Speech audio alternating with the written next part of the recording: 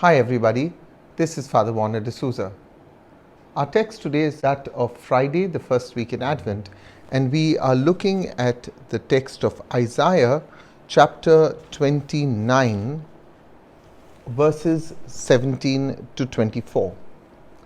The text of today expresses hope for change in the future. When this hope is to be fulfilled is uncertain. Yet this hope held out in this text, as also in several other texts in the book of Isaiah, was to keep up the spirits of the people and prevent them from sinking into a state of depression and despair. We will see this in several texts of Isaiah chapter 1, verses 24 to 31, Isaiah chapter 2, verses 2 to 5, Isaiah chapter 4, verses 2 to 6, and again in Isaiah 5, verses 13, etc. Now, it gives us several glimpses of the kingdom of the Messiah and the renewal of God's precious promises to Israel.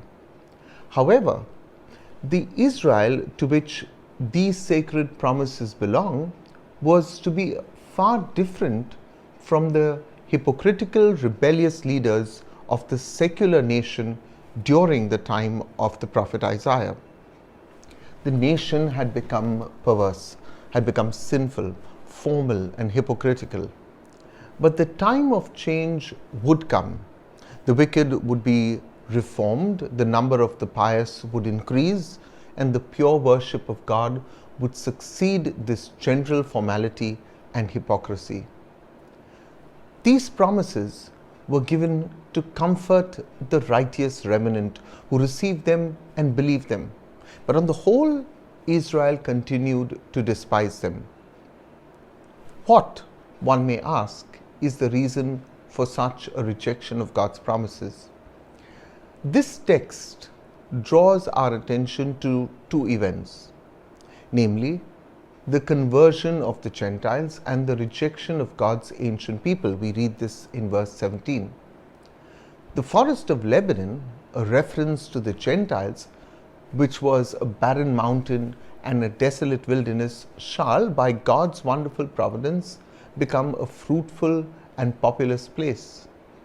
And the fruitful field, which reads as Carmel in Hebrew, representing Israel, or a finely cultivated country, as we see in Isaiah chapter 10, verse 18, which is now fruitful and populous, shall become as barren and desolate as the forest. Verse 18 and 19 find its fulfillment also in Matthew chapter 11, verses 4 to 5. It is Jesus the Messiah who makes the spiritually deaf to hear, the spiritually blind to see, joy for the meek, and exaltation in the lives of the needy. But it is also the same Messiah who will target those who take advantage of the innocent. God has a word of judgment for those who abuse the righteous. And that word is, the end is in sight. In verse 21, we read about the gate. The gate was a place where judgment was given and public assemblies held. It was here that one who had a grievance could stand and speak freely. But Israel had grown wicked, and if anyone boldly stood up and reproved the oppressors in the gate, a trap was instantly set to work to bring that person to ruin. It is in this context that judgment is passed against Israel. The evil people who took advantage of others will be dealt with by God. It is for this reason that there is a sense of joy in the text, for the power of those who do evil will be gone.